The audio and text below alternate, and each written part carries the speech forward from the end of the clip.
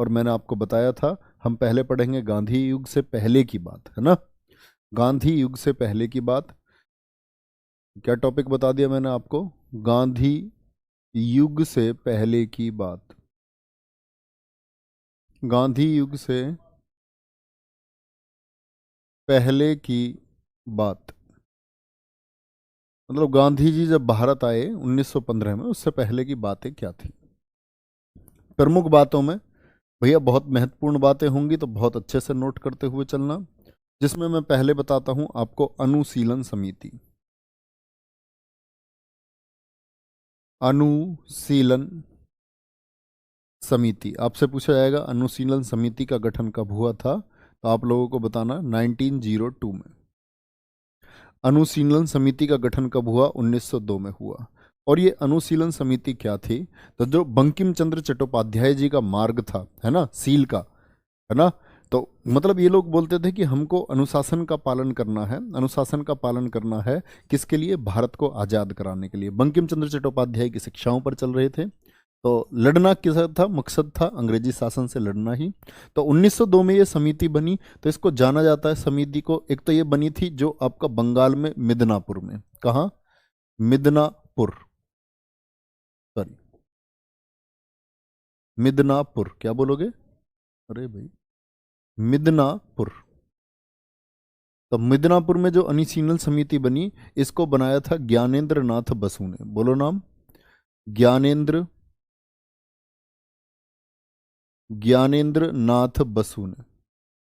ज्ञानेंद्र नाथ बसु ने, ठीक है। ढाका का, ढाका पूछे, ढाका अनुशीलन समिति। ढाका में था आपका कौन? पुलिन बिहारी दास। पुलिन बिहारी दास। पुलिन बिहारी दास। कलकत्ता में थे, कलकत्ता अनुशीलन समिति। कलकत्ता में था आपका प्रेमनाथ मित्रा थे। पी मित्रा नहीं, पूर्ण नाम ही लिख लेना, प्रेमनाथ मित्रा। प्रेमनाथ मित्रा। और प्रेमनाथ मित्रा के साथ में इधर यही चला रहे थे, कौन सहयोग कर रहे थे? सरला देवी चौधरानी। सरला देवी चौधरानी महात्मा गांधी के मतलब आंदोलन में जुड़ेंगी। असहयोग आंदोलन में शामिल होने वाली पहली महिला भी है। क्या बोलोगे? असहयोग आंदोलन में, वही बताऊंगा आपको, है ना। और साथ में थे प्रेमनाथ मित्रा, सरला देवी चौधरानी, और आप में एक थे अरविंदो घोष, योगी अरविंदो घोष, श्री अरविंदो के नाम से जानते हैं जिनको हम। पहले ये राष्ट्रीय आंदोलन में क्रांतिकारी हुआ करते थे, बाद में ये योगी बने, है ना, बाद में योगी बन गए थे। तो क्या बोलोगे? संस्थाएं चल रही थी मिदनापुर में ज्ञानेंद्र नाथ बसु, ढाका में पुलिनदास बिहारी, और कलकत्ता में प्रेमनाथ मित्रा। सबसे इंपॉर्टेंट है कलकत्ता, सबसे इंपॉर्टेंट है, बहुत पूछा जाता है। कलकत्ता में अनुशीलन समिति का संचालन कौन कर रहा था? ठीक है, बहुत बढ़िया, कोई दिक्कत यहां तक? बहुत बढ़िया। गुरुजी हमें अपने आप अपने कमेंट्स दिखाई देते हैं सिर्फ, तो बच्चा अपने कमेंट्स दिखने चाहिए, बाकी के कमेंट्स देखना भी क्यों चाहते हैं आप? देखो मैंने कल ही समझाया था, एक बच्चा आज फिर से पूछ रहा है 1960 के कलकत्ता अधिवेशन में गांधी जी कहाँ से आ गए थे। इसको ये भी नहीं पता है, 1960 लिख रहा है। 1960 के कलकत्ता अधिवेशन में गांधी जी कहाँ से आ गए थे जब वो आए थे? तो बच्चा मुझे सिर्फ यस लिख के बताना, आप लोग बाकी बच्चे समझ गए थे नहीं समझे थे? ये वो बच्चा है जिसने सिर्फ पीडीएफ पढ़ी होगी, 1901 में इसने पीडीएफ में लिखा देखा होगा क्या कि गांधी जी आए थे। तो और मैंने समझाया था कल ही। बड़े यार कमजोर बच्चे हो आप, है ना। क्या बोलोगे? कलकत्ता प्रेमनाथ मित्रा, सरला देवी, अरविंदो घोष, ये अनुशीलन समिति को चलाने वाले लोग हैं, ठीक है। और अनुशीलन समिति के जो सदस्य थे, बाकी सदस्य बता रहा हूं मैं आपको, और सदस्यों में नाम लिखना बच्चे, शायद आज की क्लास में बहुत कुछ जान पाओगे कि सदस्य कौन कौन थे। बारेंद्र कुमार घोष, बारेंद्र कुमार घोष, बारेंद्र कुमार घोष, और थे आपके भूपेंद्र नाथ दत्त। मैंने आपको किसी के भाई बताए थे, भूपेंद्र नाथ, भूपेंद्र नाथ दत्त मैंने कहा था ये भाई थे, ठीक है। एक थे अविनाश भट्टाचार्य, अविनाश भट्टाचार्य, क्या बोलेंगे? अविनाश भट्टाचार्य। तो मैंने बोला अनुशीलन समिति 1902 के सदस्य थे कौन कौन? बारिंदर घोष, भूपेंद्र भट्टाचार्य और सॉरी भूपेंद्रनाथ दत्त और अविनाश भट्टाचार्य। इन लोगों ने क्या चलाया था 1906 में? इन्हीं तीनों को जाना जाता 1906 के युगांतर मैगजीन के लिए। लिख लेना, इन तीनों ने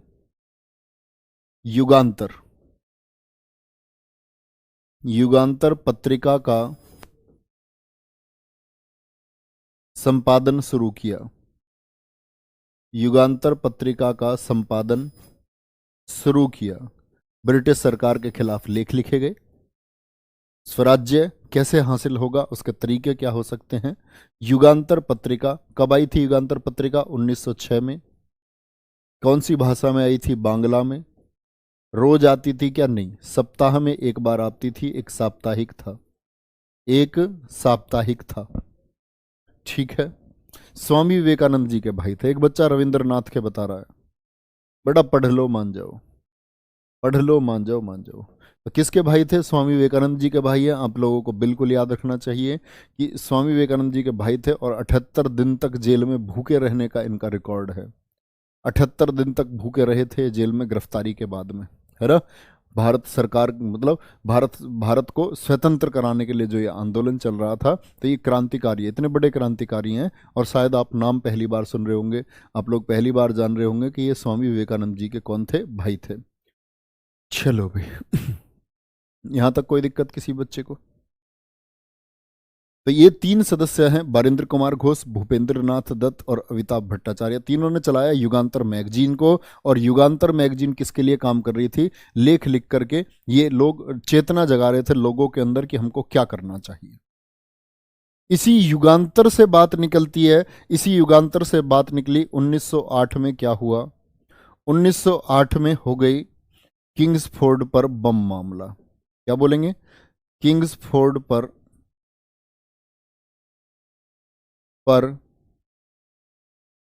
बम मामला कब हुआ था? ये 1908 में। किंग्सफोर्ड पर बम मामला कब हुआ? 1908 में। देखो इस मामले को समझो, ये क्या था। किंग्सफोर्ड कौन है? किंग्सफोर्ड एक जज था। छोटा सा अपराध हो जाए किसी का भारतीय द्वारा तो उसको एक बड़ी सजा दे दे, तो ये कठोर सजा सुनाने के लिए प्रसिद्ध हो रहा था भारत में। और ये दिखता था अच्छा इंडियन किसी ने किसी की चप्पल भी चुरा ली तो बड़ी सजा देती। इसको मुजफ्फरपुर भेजा गया। कहां भेजा गया? इसको भेजा गया मुजफ्फरपुर। याद रख लेना, ये कौन है? किंग्सफोर्ड। किंग्सफोर्ड को मुजफ्फरपुर में सेशन जज बनाकर भेजा गया। सेशन जज बनाकर भेजा गया। किस बात के लिए प्रसिद्ध था? कठोर सजाएं देने के लिए। तो यहीं ये फैसला किया गया कि किसको मारना है, इस किंग्सफोर्ड की हत्या करनी है। और ये लोग कौन थे? जड़ समझ रहे हो? जड़ कहां से चल रही है? इसी अनुशीलन समिति की जड़ है युगांतर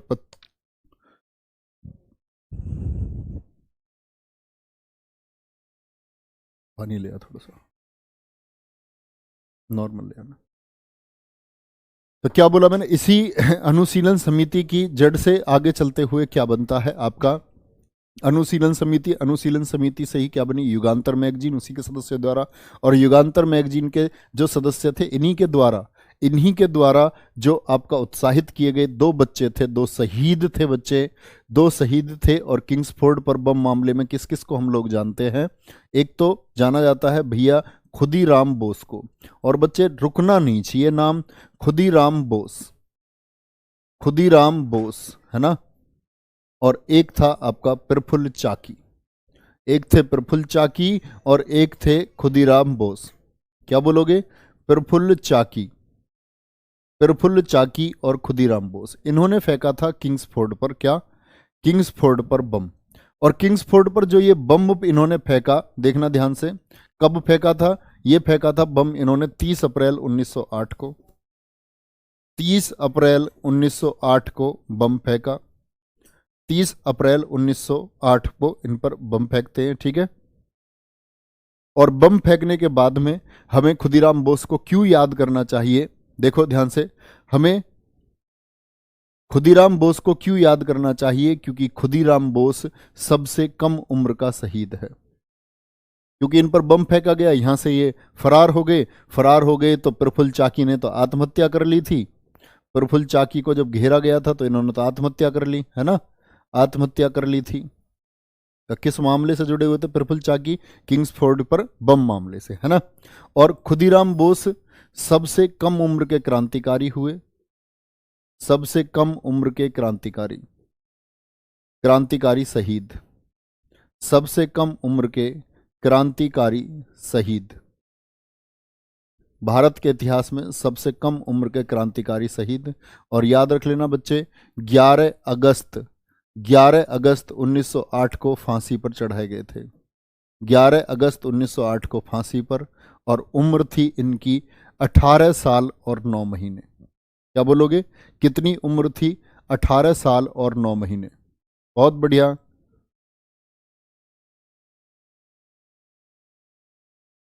सत्रह नहीं, मैंने बोला 18 साल, 17 साल नहीं, 18 साल और 9 महीने, 18 साल और 9 महीने, ठीक है। तो अब 1889 का इनका जन्म था। यहां तक कोई दिक्कत? तो किंग्सफोर्ड पर जो बम मामला, लेकिन बम क्या किंग्सफोर्ड पर लग गया था? तो आप सभी जानते हैं कि बम जो है किंग्सफोर्ड की गाड़ी पर इनको फेंकना था। क्या किंग्सफोर्ड मर गया था? नहीं। तो बम जो है वो गलत गाड़ी पर फेंक गया था। गलत गाड़ी पर बम फेंक रहा, तो उसमें 2 महिलाएं थी, उन 2 महिलाओं की मौत हो गई थी। तो किंग्सफोर्ड नहीं मरा था, गलती से बम जो है ये अपने क्लब में ही रह गया था। क्लब से बाहर निकलते हुए तो उस दिन ये उस गाड़ी में बैठा ही नहीं था, जबकि इन लोगों की रैकी थी कि ठीक ठाक उड़ाएंगे। अब बोलो, खुदीराम बोस का नाम कितने लोग लेते हो आप? कभी साल में एक आध दिन इनकी जयंती वयंती आ गई तो इन लोगों के बारे में, ठीक है, कोई दिक्कत? सबसे कम उम्र के क्रांतिकारी शहीद, कोई दिक्कत? बहुत बढ़िया, आगे चलेंगे। नेक्स्ट, क्या बोला मैंने? यहां के बाद आगे चलते हैं। अलीपुर षड्यंत्र मामला, नोट बनाना, अलीपुर षड्यंत्र मामला। अलीपुर षड्यंत्र मामला कब का है? 1908 का है। क्या किया गया? अब देखो, बम ऐसे ही नहीं था, ये पहला फेंका गया बम था, अंग्रेजों पर फेंका गया पहला बम, जिसकी आवाज बहुत दूर तक पहुंची। और दूर तक पहुंचाने का काम किसने किया? छोटे बच्चे, आपके बराबर का बच्चा, बहुत सारे बच्चे को। तो किस चीज के लिए? देश भावना के लिए, अपने हित के लिए नहीं, अपने हित के लिए नहीं। सिर्फ चरखे से देश को आजादी नहीं मिली, चरखे का कोई योगदान नहीं है देश की आजादी में। चरखा चलने से किस प्रकार की आजादी? 1857 के बाद में अंग्रेज लगातार अत्याचार हम पर करते रहे, हमने कोई आवाज नहीं निकाली। एक बच्चे ने बोला मैं बम फेंक के मारूंगा, समझ रहे हो? तो बाद में 1857 के बाद में ये पहला हमला था बम के द्वारा अंग्रेजों पर। अंग्रेजों की क्या बोलते हैं, जो पैर के नीचे की धरती है ना, वो भी खिसक गई थी। सोचे ये क्या हुआ, ये क्या हुआ, बहुत त्वरित कार्रवाई हुई थी, है ना। तो क्या बोलेंगे? अलीपुर षड्यंत्र मामला 1908, ये किस पर चला? इन्होंने देखा यार इतना प्रकरण ये अनुशीलन समिति कर रही है, अनुशीलन समिति के सदस्यों पर। क्या बोलोगे? अनुशीलन समिति के, अनुशीलन समिति के सदस्यों पर, अनुशीलन समिति के सदस्यों पर क्या चला? ये चला अलीपुर षड्यंत्र मामला 1908 में। प्रमुख व्यक्ति कौन है? कुल तो ये 38 व्यक्तियों पर मुकदमा चला था, कुल 38% थे। कितने थे? कुल 38% थे, जिसमें से प्रमुख व्यक्ति कौन थे? बारेंद्र कुमार घोष, बारेंद्र घोष, और आपका और कौन थे इसमें? थे आपके अरविंदो घोष, अरविंदो घोष, ठीक है, कोई दिक्कत यहां तक? अलीपुर षड्यंत्र मामला या अलीपुर षड्यंत्र केस किस पर चला था? ये चला था आपका भैया, क्या बोलोगे? अनुशीलन समिति के सदस्यों पर, सदस्यों पर। इसके बाद में इसके बाद में अलीपुर षड्यंत्र मामले के बाद में आपको याद रखना है एक दिल्ली षड्यंत्र मामला। दिल्ली षड्यंत्र मामला,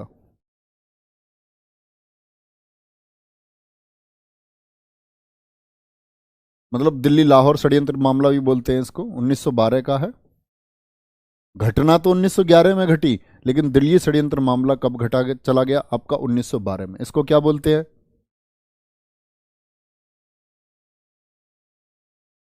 क्या हो गई?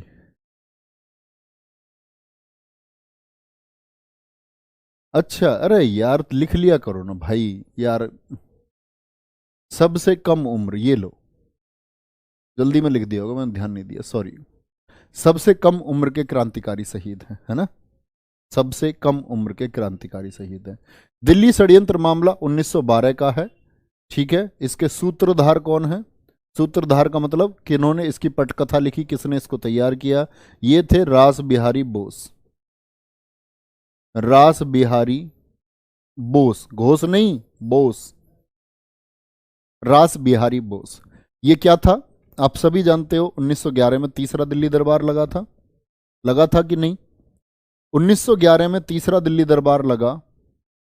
1911 में क्या लगा था? तीसरा दिल्ली दरबार। सभी परिचित हैं इस बात से, तीसरा दिल्ली दरबार लगा। तो तीसरे दिल्ली दरबार में जॉर्ज पंचम और मैरी उसकी वाइफ आए थे। सब लोगों के स्वागत की तैयारी हो रही थी। 12 दिसंबर 1911 की बात है, मतलब 1911 का एंड चल रहा था, सर्दियों की बात थी। तो सर्दियों की बात थी, तो ये बहुत बड़ा एक काफिला। तो उस समय कौन था आपका भारत में वायसराय कौन था? क्या बोलोगे जी? हार्डिंग सेकंड था। कौन था वायसराय? कौन था इस टाइम तीसरे दिल्ली दरबार के समय? जानते हो ना? वायसराय कौन था आपका? वायसराय था आपका हार्डिंग सेकंड। कौन था? हार्डिंग हार्डिंग सेकंड वायसराय था। हार्डिंग सेकंड बैठ के हाथी पे चल रहा है, आगे वाइफ बैठा रखी है हाथी पर ही, एक महावत है, सिक्योरिटी गार्ड है हाथी पर, हजारों सैनिक चल रहे हैं, सादी वर्दी में गुप्तचर भी हैं देखने के लिए, महाराज आए हैं, कोई दिक्कत तो नहीं। रिहर्सल चल रहा है, चांदनी चौक काफिला पहुंच चुका है। और रास बिहारी घोष ने एक, रास बिहारी, क्या बोलोगे? रास बिहारी बोस एक पटकथा लिखते हैं और एक सूत्रधार इसके बने, क्या बोले कि इस हार्डिंग को उड़ा दो, हार्डिंग को उड़ा दो। और रास बिहारी बोस जी का नौकर था, इनका जो परिचारक था, नौकर था इनका, काम करने वाला, क्या नाम था व्यक्ति का जो इनका काम करता था? बसंत कुमार। क्या बोलोगे? बसंत कुमार। बसंत कुमार तो पंजाब नेशनल बैंक है चांदनी चौक के पास में, आप कभी गए होंगे जो बच्चे, उन्होंने देखा होगा। उस पंजाब नेशनल बैंक से क्या है, बहुत सारी महिलाएं क्या देख रही थी? जुलूस को देख रही थी। हार्डिंग की पत्नी को सब देख रहे थे। जवाहरात उसने पहन रखे थे, सजी हुई बैठी थी एकदम।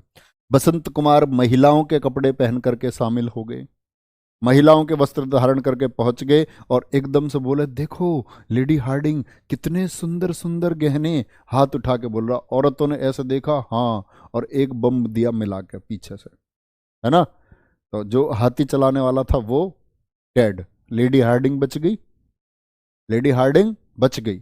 और इसका कंधे वंधे का मांस फट गया, किसका? हार्डिंग सेकंड का। कहने की बात है ये भी बच गया, बस वो महावत, जो महावत था ना, महावत मतलब हाथी को चलाने वाला, ये मारा गया। तो रास बिहारी घोष, और बाद में मुकदमा चलता है, ठीक है। अन्य व्यक्ति कौन थे? अन्य व्यक्ति जिन पर यह मुकदमा चला था, दिल्ली षड्यंत्र मामला, अन्य व्यक्ति कौन थे? मास्टर अमीचंद। तो पूछा जाएगा मास्टर अमीचंद का संबंध किस घटना से है? मास्टर अमीचंद, मास्टर अमीचंद, ठीक है। अवध बिहारी, अवध बिहारी, ये सब लोग शामिल होते थे। कोई देखता था कि भाई कैसे ठीक रहेगा, रैकी करना जा करके। बाल मुकुंद गुप्त, बाल मुकुंद गुप्त, इन लोगों पर चला था आपका दिल्ली षड्यंत्र मामला 1912 में। अंग्रेजों को फिर लगा भैया बमबारी होने लग गई है, अब तो चारों तरफ से देखो, जहां देखो उधर बम, जहां देखो उधर बम। बहुत बढ़िया। चलो, दिल्ली षड्यंत्र मामला, चलो आगे आएंगे भैया। तो दिल्ली षड्यंत्र मामला 1912 में हुआ, और यही याद रख लेना, सॉरी एक चीज हम मिस कर गए थे, करजन वायली की हत्या। करजन, ये था विलियम करजन वायली, पूरा लिखना नहीं तो तुम सोचोगे करजन है, बंगाल विभाजन वाला। विलियम करजन वायली की हत्या, विलियम करजन वायली की हत्या।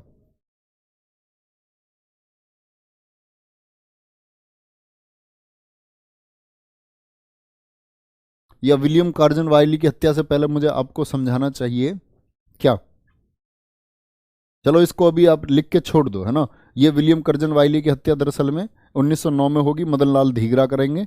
इसको लिख करके छोड़ दो, अभी मैं समझाऊंगा इसको। पहले मैं आपको इसका पूरा पीछे से बैकग्राउंड ही बता देता हूं।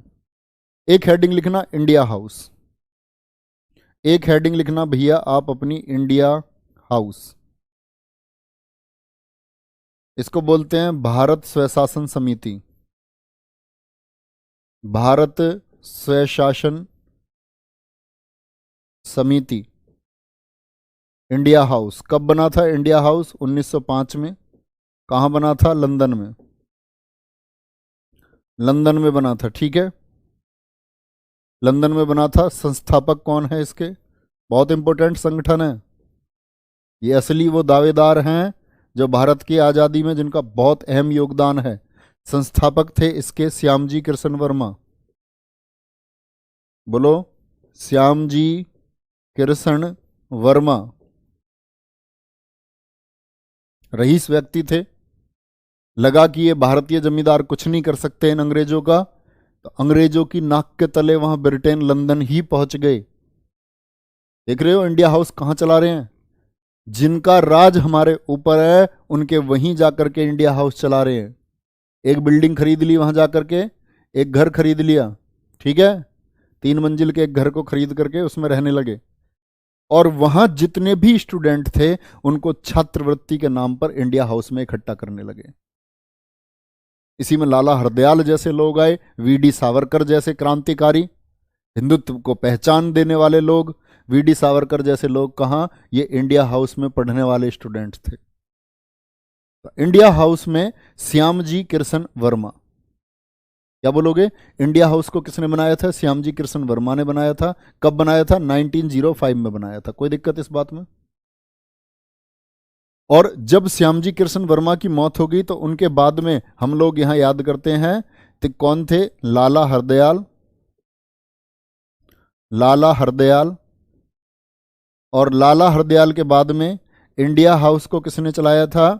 इंडिया हाउस को चलाया था आपका विनायक दामोदर, वीडी सावरकर जिनको हम बोलते हैं, विनायक दामोदर राव सावरकर, विनायक दामोदर राव सावरकर, वीडी सावरकर। वीडी सावरकर को 2 संगठनों के लिए जाना जाता है बच्चे, एक तो अभिनव भारत के लिए, अभिनव भारत, और जिसको मित्र मेला के नाम से भी हम लोग जानते हैं, मित्र मेला। कई बार पूछता है अभिनव भारत और मित्र मेला। 1904 में बने हुए संगठन थे। किसके द्वारा बनाए गए थे? ये बनाए गए थे आपके वीडी सावरकर। और वीडी सावरकर को बोलते हैं कि जो राष्ट्रवाद का उस समय का सबसे बड़ा प्रणेता, जो चाहता था देश को, राष्ट्रवाद को मतलब हिंदुत्व से जोड़ना, वो कौन था? वो था आपका वीडी सावरकर। तो वीडी सावरकर मतलब 1911 से 1921 तक जेल में रहे थे। अंग्रेजों ने इनको सेल्यूलर जेल में भेज दिया था। कब भेजा था इनको जेल में? जब करजन वायली की हत्या हो गई थी। तो करजन वायली की हत्या किसने की थी? मैं बोल रहा था मदन लाल धीगरा। और मदन लाल धीगरा जो मतलब कहते हैं ना समझाया हुए व्यक्ति थे, वो किसके थे? विनायक दामोदर राव सागर के, वीडी सावरकर के। इंडिया हाउस में ही गांधी जी और वीडी सावरकर की मुलाकात भी हुई थी, समझ रहे? चलो भाई, क्या बोला मैंने? वीडी, वीडी सावरकर 1883, 1966 में मौत, महाराष्ट्र में जमने थे। कहां से संबंध है इनका? महाराष्ट्र से। वीडी सावरकर का। चलो आगे चलें भैया। वीडी सावरकर, यहां आएंगे आगे।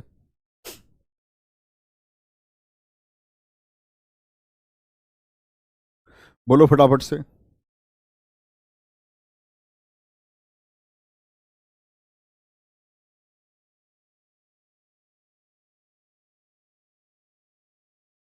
ये देखो, चलो क्या बोलोगे?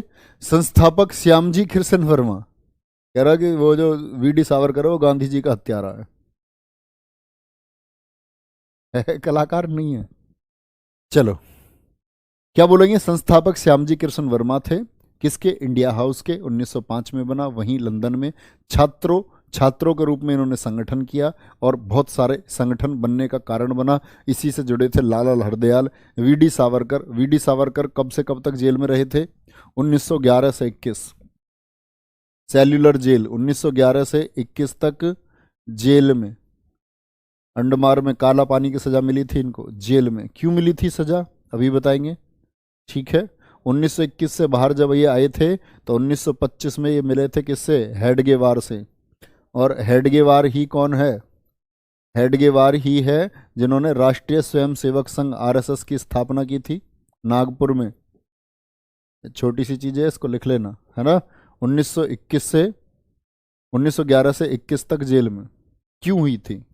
तो भैया इसी इंडिया हाउस का एक छात्र था कर्जन वाइली की हत्या। सॉरी मैं पूरा नाम बार बार नहीं लिखता हूं। विलियम कर्जन वाइली की हत्या। विलियम कर्जन वाइली की हत्या, जो आपने वहां लिख रखा था उसी में लिख लेंगे आप लोग। तो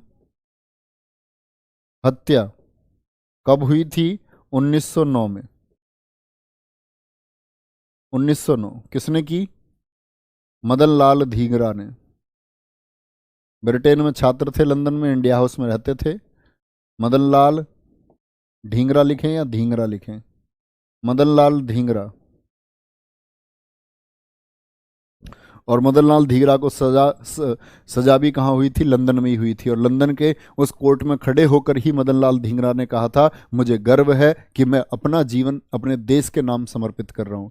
क्यों मार दिया था इस कर्जन वाइली को? ये कर्जन वाइली जो है ये सचिव था किसका? भारत का जो राज्य सचिव होता था ना उस समय। 1858 का अधिनियम पढ़ा या नहीं पढ़ा अभी पॉलिटी में? तो 1858 के अधिनियम से जो भारत जो आपका क्या बोलते थे राज्य सचिव नाम का पद सृजित किया गया था, उसका सलाहकार था ये विलियम कर्जन वाइली। तो इंडिया हाउस का स्टूडेंट था मदन लाल धींगरा। और मदन लाल धींगरा ने, ठीक है, जब एक सेमिनार में लोग इकट्ठा थे तो 5 गोली मारी थी। शकल पे 4 गोली लगी। किसके? 4 गोली शकल पर, सीधे निशाना। उन लोगों के तो बम थोड़े बहुत चूक भी रहे थे, ये गोलियां एकदम ठीक लगी। गुरुजी अंग्रेज बम से कैसे लग जाते थे? भैया वो ये यार बड़ा शासन का समय था, इतनी रैकी नहीं हो पाती थी, है ना। मान के चलो उन्होंने तो हाथी फेंका, महावत मरा, तो वो भी तो मर सकता था। अब ये अचूक निशानेबाज थोड़ी थे बेचारे, ट्राई करते थे, प्रयास करते थे। सर जी वीडी सावरकर के भाई कौन है? वीडी सावरकर के भाई एक तो डॉक्टर थे, है ना, नरेंद्र सावरकर। और एक थे इनके भाई गणेश वासुदेव, तो वो इनसे बड़े थे, वो आरएसएस से जुड़े हुए थे। 3 भाई थे ये। भाई से क्या लेना है यार, क्या क्या पूछते रहते हो? जो मैं बता रहा हूँ उस पर ध्यान दो। वीडी सावरकर, ठीक है, वीडी सावरकर।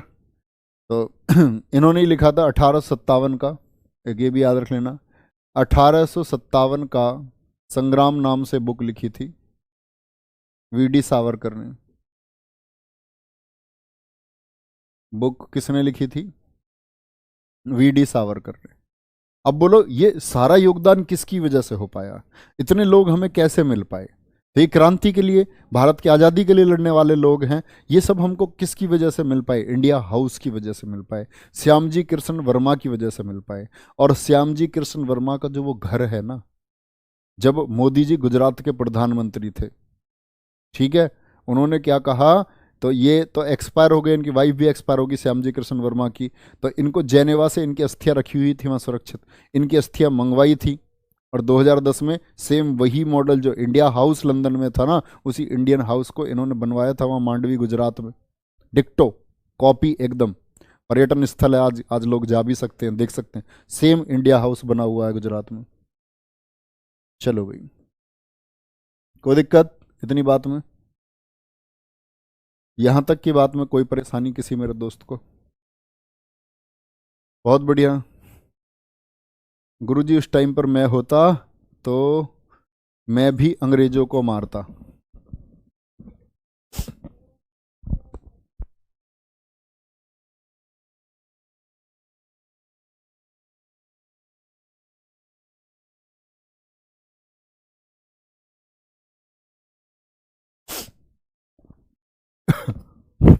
मदन लाल ढींगरा के वंशजों के बारे में बताएं बच्चे, ये आपका होमवर्क है, सर्च करो। सारी चीजें आपको मैं नहीं बता सकता हूँ, क्योंकि हर एक व्यक्ति का फैमिली ट्री आपको मैं नहीं समझा सकता। भगत सिंह जी के फैमिली सदस्यों के बारे में मैं आपको नहीं बता सकता। आप रिसर्च करिए, आप स्टूडेंट हैं। मैं आपको वो चीजें पढ़ाऊंगा जो आपके लिए बहुत जरूरी हैं, परीक्षा के लिए जरूरी हैं। हेडगेवार क्या है? हेडगेवार व्यक्ति का नाम है। हेडगेवार व्यक्ति का नाम है जिसने आरएसएस राष्ट्रीय स्वयंसेवक संघ की स्थापना की है। हेडगेवार कौन है? भारत की राजधानी कब बनी थी? क्या कह रहे हैं यार? है बे पगलू, भारत की राजधानी कब बनी थी? क्या कहते हैं ये बच्चे? चलो, बहुत बढ़िया।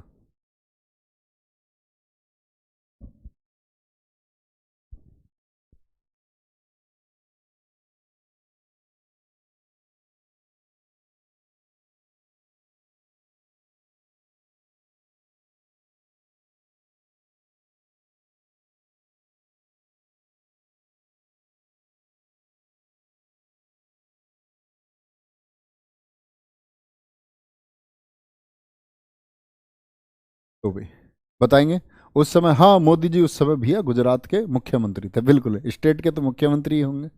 प्रधानमंत्री बोल दिया था क्या मैंने? गलती से बोल दिया होगा, है ना? 2003 में, 2014 में बने थे ना पीएम, तो बोल दिया होगा मैंने। रियली सॉरी अगर ऐसा बोला है तो कि गुजरात के प्रधानमंत्री थे, हैं? चलो, क्या बोलेंगे? विलियम कर्जन वाइली की हत्या 1909 में किसने कर दी? मदन लाल ढींगरा ने कर दी। यहां तक की बात में किसी को कोई दिक्कत? और भैया अगर सुनना हो विनायक दामोदर राव सरकार के बारे में, वीडी सरकार के बारे में, तो आज ही यूट्यूब पर बाद में डाल कर देना, रिसर्च करना। अटल बिहारी वाजपेयी जी का सावरजी कर के बारे में दिया गया भाषण। अटल बिहारी वाजपेयी जी के माध्यम से जानोगे तो ज़्यादा अच्छा समझ पाओगे। उस भाषण को सुनना आराम से बैठ करके। ओके, चलो।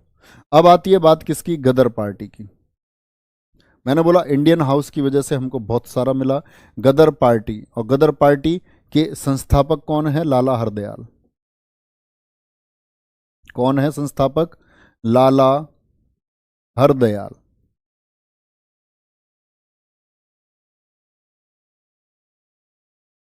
बहुत बढ़िया। क्या बोलेंगे?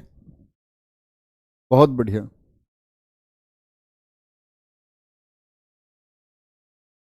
मोदी जी ने क्या बनाया था गुरुजी? फिर से एक बार बता दो बेटा। श्यामजी कृष्ण वर्मा का जो इंडियन हाउस है ना, उस इंडियन हाउस को गुजरात में बनवाया था। लिख लो इसको, है ना, कॉपी में एक एक अक्षर को लिख लो। अबे यार, बुद्धू वर्ग। एक तो होता प्रबुद्ध वर्ग। प्रबुद्ध वर्ग मतलब जिसको समझाना बड़ा आसान होता है। एक होता बुद्धू वर्ग। उस बुद्धू वर्ग को तो ये होता है कि क्या खे गया सब लिखो जी। चलो भैया, बुद्धू वर्ग आ जाओ। चलो,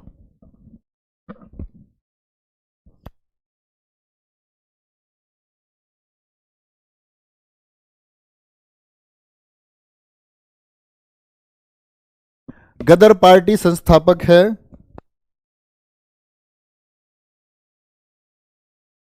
गदर पार्टी संस्थापक कौन है? लाला हरदयाल। कब स्थापना की इन्होंने? 1913 में। कहाँ स्थापना की थी? ये किससे जुड़े हुए थे भैया? इंडिया हाउस से जुड़े हुए थे लाला हरदयाल, 1913 में। और 1913 में ही क्या बोला इन्होंने, कहाँ स्थापित की थी? सैन फ्रांसिस्को, यूरोप में। San Francisco, San Francisco, sorry Europe बोल गया मैं, यूएसए में। तबीयत खराब में मुझे ऐसा लगता है मेरा दिमाग चल गया हो। बोलेंगे एक बार, कोई दिक्कत? गदर मैगजीन किसने शुरू की? बच्चे अभी पढ़ोगे गदर मैगजीन, अभी बताऊंगा गदर मैगजीन। ओके, है ना? बोलो एक बार। तो मैंने आपको बताया भैया, क्या संस्थापक हैं लाला हरदयाल। लाला हरदयाल किससे जुड़े हुए थे? आपका इंडिया हाउस से। इंडिया हाउस में रहते थे श्यामजी कृष्ण वर्मा के बाद में इंडिया हाउस को इन्होंने ही, ठीक है। 1913 में सैन फ्रांसिस्को यूएसए में गदर पार्टी, बहुत बढ़िया, इसको ब्लॉक मारो, विकास कुमार गौड को। कितनी बात करते हो सर आप? बात करता कहीं हूँ मैं, ये मुझे ये बताएगा कि मैं कितनी बात करता हूँ नहीं करता हूँ। इसे डिसेबल करो, इसकी मुझसे बात कराना है ना, इसको डिसेबल करके। हाँ नहीं नहीं, कुछ लेने की जरूरत नहीं है, फोटो वोटो कुछ नहीं। इसका नाम आए, क्या नाम है इसका बताओ। इनको ये है, इन बच्चों को इतनी शर्म नहीं है कि इनको, ये पढ़ाने वाले को ये बताना चाहते कि हम कैसे पढ़ाएं, इतनी बात क्यों करते हो। मैं बात करता कहीं हूँ भाई क्लास में। बेटा मैं बार बार कहता हूँ, मेरे बराबर बोर्ड पर बोल लोगे ना, पढ़ाने के लिए इतनी मेहनत कर लोगे, काश भगवान करे आपको ये मुकाम मिले कहीं पढ़ाने का। अगर रोज शाम को तुम्हारे मुंह से झाग ना निकले तो बात है। चलो समझो भाई, आ जाओ, कोई बात नहीं, नादान बच्चा है। गदर पार्टी संस्थापक लाला हरदयाल, याद हो गया भैया यहां तक, कोई दिक्कत?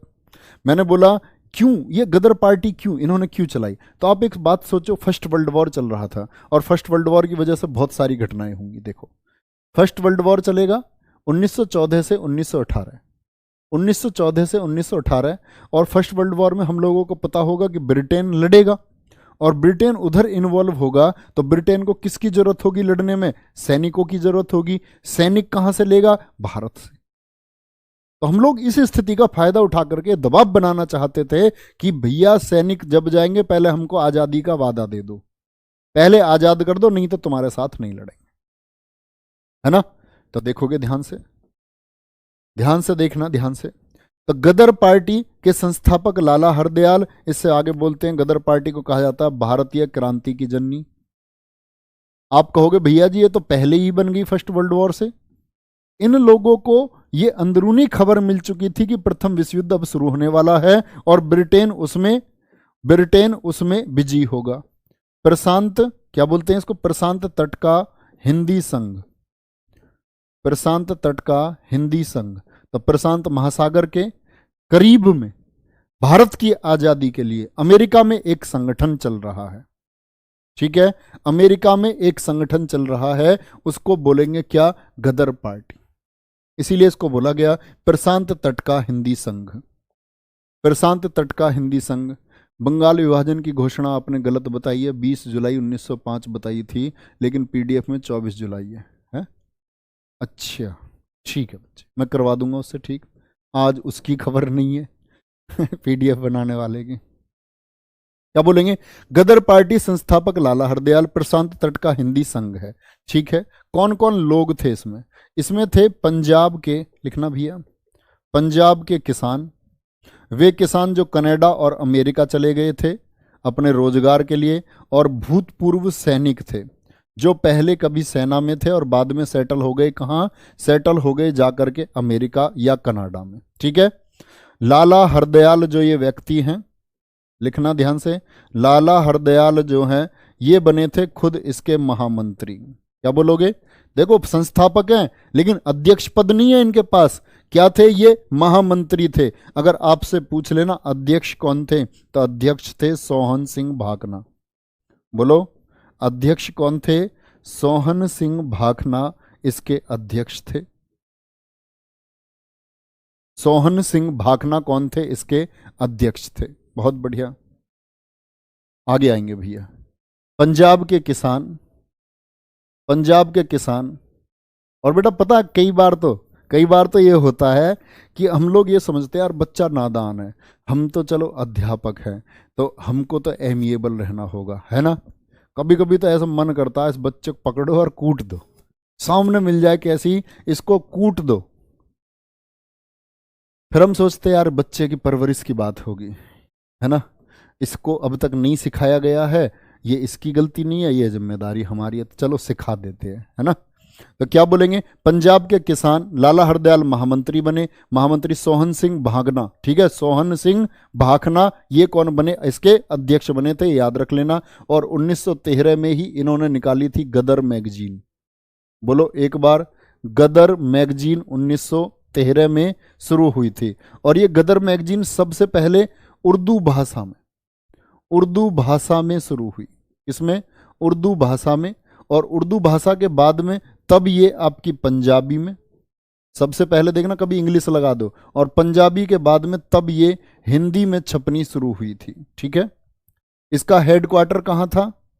हेडक्वार्टर कहाँ था? जो गदर आंदोलन स्थापना कहाँ हुई? सैन फ्रांसिस्को में। हेडक्वार्टर चलता था इसका युगांतर आश्रम में। युगांतर आश्रम में इसका हेडक्वार्टर चलता था। और बच्चे एक नारा मैंने एक दिन आपसे बुलवाया था, याद हो आपको, जीएस की क्लास का, क्या? जंग दा होका, जंग दा होका। अब आप बच्चे एक चीज को ध्यान रख लेना, आप लोग अपने सिलेबस की समाप्ति की तरफ बढ़ रहे हैं धीरे धीरे। जीएस का काफी सिलेबस आप कर चुके हैं, फिजिक्स भी आप पढ़ रहे हैं, तो अब जीएस के प्रैक्टिस सेट में उधर स्कोर आपका बढ़ना चाहिए, है ना। क्योंकि जीएस के प्रैक्टिस सेट में मैं ये प्रयास करता हूँ आप लोगों से कि जो कुछ भी थ्योरी क्लास से बच गया हो तो वहां अगर क्वेश्चन कर रहे हैं तो बचना नहीं चाहिए, सम्मिश्रण बन जाना चाहिए एक। ओके, क्या बोलोगे? जंग दा होका नारा किस आंदोलन का है? जंग दा होका नारा बोलो।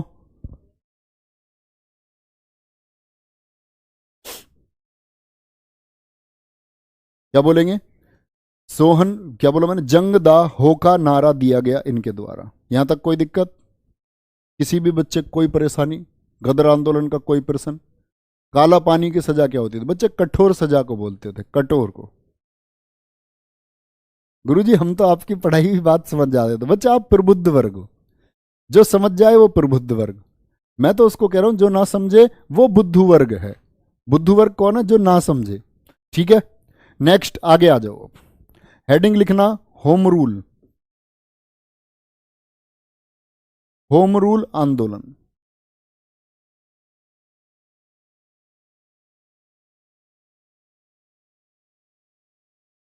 होम रूल आंदोलन।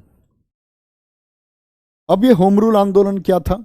1916 में चला। पहली बात तो कब चला? 1916 में। मैंने बताया फर्स्ट वर्ल्ड वॉर चल रहा है 1914 से 18 तक।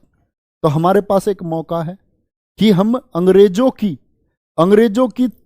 तरफ से ना लड़के, मतलब उन पर दबाव बना सकते थे कि भाई हम नहीं लड़ रहे युद्ध तुम्हारी तरफ से, हमको पहले ये आजाद करो आप लोग, तब हम आपके साथ लड़ेंगे। अंग्रेज क्या कहते थे? हमारे साथ लड़ लो और फर्स्ट वर्ल्ड वॉर खत्म होगा तब हम तुमको आजाद कर देंगे। वाह भाई वाह, बाद में क्यों, पहले आजाद करो, दुगने उत्साह से लड़ेंगे। ऐसे ये बीच में ये आंदोलन इस चीज के लिए चल रहे हैं। गांधी जी आ चुके हैं इस समय तक, नहीं बताओ? गांधी जी देश में आ चुके हैं और गांधी जी ने आते ही बोला अंग्रेजों की तरफ से लड़ो भाई। गांधी जी को कहा गया भर्ती कराने वाला सार्जेंट। सबसे बोल रहे हैं कि भाई अंग्रेजों की तरफ से लड़ो, है ना। होम रूल आंदोलन किस चीज के लिए चला? होम मतलब घर, रूल मतलब नियम, गृह नियम शासन, घर का नियम। बोले लड़ेंगे बाद में, पहले बीच में। फर्स्ट वर्ल्ड वॉर अभी मौका है, अभी भारत को आजाद करवा लो। एक तरफ गांधी जी कह रहे हैं नहीं अंग्रेजों की तरफ से लड़ो, अंग्रेज सच्चे हैं, ये कर देंगे हमको आजाद। चलो भाई, तो होम रूल आंदोलन भैया दो चले हैं, दो होम रूल आंदोलन चले, आप लोगों को याद रख लेना है ना। और इनकी मांग क्या थी? मांग क्या थी? इन्होंने बोला था भारतीयों को वे अधिकार मिले, भारतीयों को वे अधिकार मिले जो ऑस्ट्रेलिया, भाई ऑस्ट्रेलिया भी गुलाम था किसका? ब्रिटेन का। कनाडा भी गुलाम था किसका? ब्रिटेन का। ऑस्ट्रेलिया, कनाडा, न्यूजीलैंड भी गुलाम था किसका? ब्रिटेन का। लेकिन दोहरी नीति से शासन कर रहे थे। और साउथ अफ्रीका भी गुलाम था किसका? किसका? क्या बोलोगे? इंग्लैंड का। तो ये चारों गुलाम थे। ये कहते थे कि जिस तरह का शासन आप वहां चल रहे हैं ना, जो डोमिनियन स्टेटस है, डोमिनियन स्टेटस मिल चुका है इन देशों को, वही डोमिनियन स्टेटस किसको मिले? भारत को मिले, भारत को मिले। भारतीयों को वे अधिकार मिले जो Australia, Canada, New Zealand, south Africa में मिले हैं, वही क्या मिलने चाहिए? भारतीयों को मिलने चाहिए। डोमिनियन स्टेटस की बात इन लोगों ने कर दी, है ना। तो मैंने बोला इस मांग के लिए होम रूल आंदोलन चले दो। एक तो बच्चे याद रख लेना, अप्रैल 1916 में शुरू हुआ, अप्रैल 1916, और एक हुआ आपका सितंबर 1916। अप्रैल 1916, सितंबर 1916। और यहां बात आती है अप्रैल 1916 में चलाया था किसने?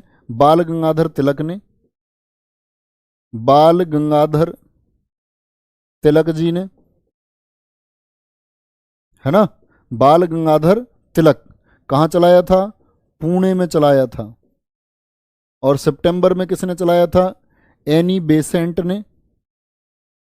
एनी बेसेंट ने कहा? मद्रास वाला होम रूल, मद्रास में चलाया था। बोलो एक बार, कहां चलाया था? मद्रास में चलाया था। चलो, कोई दिक्कत? होम रूल आंदोलन, गांधी जी कहाँ इसके पक्ष में? गांधी जी मैंने बताया नहीं, ये लोग तो कह रहे हैं कि हमको डोमिनेंट स्टेटस दो, बीच में दो, दबाव बनाने का सही मौका। गांधी जी कह रहे हैं नहीं, अंग्रेज सच बोल रहे हैं, लड़ो उनकी तरफ से। तो गांधी जी तो इनके विरोध में हो गए ना। बहुत बढ़िया सुधांशु सिंह, गुरु जी मैं बुद्धू, बुद्धू ही बने रहोगे। मैं बुद्धू बनना चाहता हूँ, क्या लिख रहा है? बुद्धू हूं मैं। ठीक है, अच्छी बात है। होम रूल लीग खुद ही एक्सेप्ट कर लेते हो हैं। अप्रैल 1916 और सितंबर 1916, तो पहले किसने चलाया? तिलक जी ने चलाया, है ना। तिलक जी के दो पत्र याद रखने हैं भैया, तिलक जी के दो पत्र याद रखने हैं। कौन कौन से दो पत्र हैं? एक तो मराठा था इनका, मराठा कौन सी भाषा में आया था? अंग्रेजी भाषा में, अंग्रेजी भाषा में। और एक था इनका केसरी, केसरी किस भाषा में आया था भैया? केसरी क्या बोलोगे? ये मराठा भाषा में आया था, मराठी भाषा में। और मराठी भाषा में ही इन्होंने लिखा था अंग्रेजी शासन के खिलाफ, किसमें? केसरी में, जिसके बाद इनको जेल में भेज दिया गया।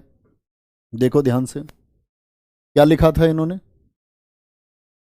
इस केसरी में? इन्होंने लिखा, देश का दुर्भाग्य शीर्षक से, देश का दुर्भाग्य, देश का दुर्भाग्य शीर्षक से लेख लिखा।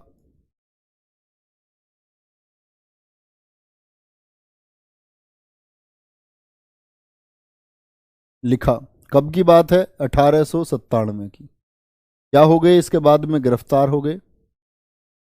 क्या कर लिए गए? गिरफ्तार कर लिए गए, समझ जाओगे ना। गिरफ्तार कर लिए गए। और गिरफ्तार करने के बाद में कहां भेज दिया था इनको? मांडले जेल में। मांडले जेल कहां पड़ती है? बर्मा में। गिरफ्तार करने के बाद में कहां भेज दिया गया था इनको? मांडले जेल भेज दिया गया 6 वर्ष के लिए। और वहीं मांडले जेल में इन्होंने पुस्तक लिखी थी गीता रहस्य। कहां भेजे गए थे? मांडले जेल, वर्मा।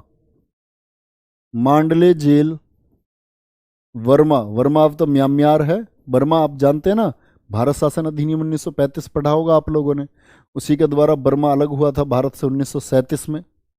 मांडले जेल भेजे गए, मांडले जेल भेजे गए कितने के लिए? 6 वर्ष के लिए। और याद रख लेना, यही इन्होंने लिखी थी बुक गीता रहस्य, गीता रहस्य पुस्तक को लिखा। एक क्वेश्चन पूछ लूं आप लोगों से, क्वेश्चन बताना, बाल गंगाधर तिलक किस वर्ष में कांग्रेस की अध्यक्षता करने वाले थे लेकिन नहीं कर पाए थे, जब उनको ब्रिटेन जाना पड़ गया था? बहुत बढ़िया, सचिन यादव जी बहुत अच्छा लिख रहे हैं। तिलक को भारतीय संतोष का जनक कहा वैलेंटाइन सरॉल ने, बहुत बढ़िया। ठीक है, अरे मैं मजाक में बोलता हूँ, ऐसे इतना दुखी होने की गुरुजी जरूरत नहीं है। मजाक में बोल रहा हूँ मैं भैया, दुखी उखी होकर नहीं बोल रहा। कभी तुम ये समझो यार, तुम्हारा अधिकार है, तुम बोल सकते हो ऐसे। ऐसे तो मैं मजाक में ही तो बोल रहा हूँ, ऐसे परेशान हो क्यों होते हो तुम? ऐसा नहीं। चलो, यहां तक कोई दिक्कत? चलो, एक बच्चा पूछ रहा है वीडी सावरकर लंदन कब गए थे, अध्यक्ष कब बने थे? बेटा मैंने बोला लंदन वो एक पढ़ाई के लिए गए, ये तो मुझे भी नहीं पता किस वर्ष गए, लेकिन वो अध्यक्ष जो जाने जाते हैं वो जाने जाते हैं हिंदू महासभा के लिए। हिंदू महासभा के अध्यक्ष वो 37 में बने थे, 1937 में बने थे हिंदू महासभा के अध्यक्ष। ओके ठीक है, तो मिलते हैं कल। कल यहीं से कंटिन्यू करेंगे आगे, बहुत अच्छे से एक बार पढ़ते रहेंगे, जो भी पढ़ा रहा हूँ उसको पढ़ लो एक बार।